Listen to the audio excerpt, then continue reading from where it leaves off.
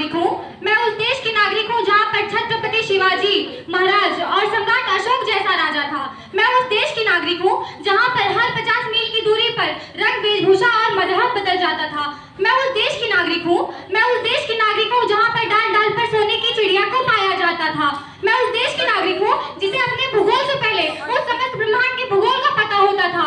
महोदय, हमारी भारतीय संस्कृति पर आजकल पाश्चात्य संस्कृति का प्रभाव इतनी तीव्र गति से पाया जा रहा है कि आजकल परिवार जिस तरह से बिलख से रहे हैं, युवा जिस कदर बिगड़ से रहे हैं, देखती हूँ जब संवेदनाएं संवेदनहीनता में बदल रही हैं, तब दुख होता है साहब। जब अपने ही संस्कारों की अर्थी निकल से रही होती है, तब मैं भी यह सोचती हूँ कि मंच के उस पार खड़ी हो जाऊं और पैरवी कर विषय की खूब तारीफें पाऊं। लेकिन मैं यह जानती हूँ कि हम वक्त की निजाकत को नजरअंदाज नहीं कर सकते। हम भविष्य में देश का इसकी तकलीफों से पीछा छुड़ा नहीं सकते।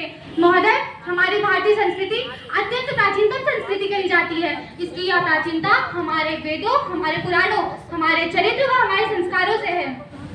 परंतु आजकल पाश्चात्य संस्कृति के आगमन से हमारे खान पान, वेशभूषा, बोलचाल, चिकित्सा पद्धति व शिक्षा पद्धति में काफी बदलाव हुआ है तथा इसके साथ साथ हमारे सांस्कृतिक लोक नृत्य, संगीत भी इसका काफी हद तक शिकार हुए हैं। मैं ये नहीं कहती कि हमारी भारतीय संस्कृति एकदम से समाप्त हो गई है, वह आज भी कहीं न कहीं देखने को मिल ही जाती है। कल्हड़ की कहावतों में, शंकर के मठों में, राम की मर्यादा में, सती सावित्री सीता के सतीत्व में, पद्मिनी की चिता में, कृष्ण की गीता व अर्जुन की वीरता में वह आज भी देखने को मिल ही जाती है।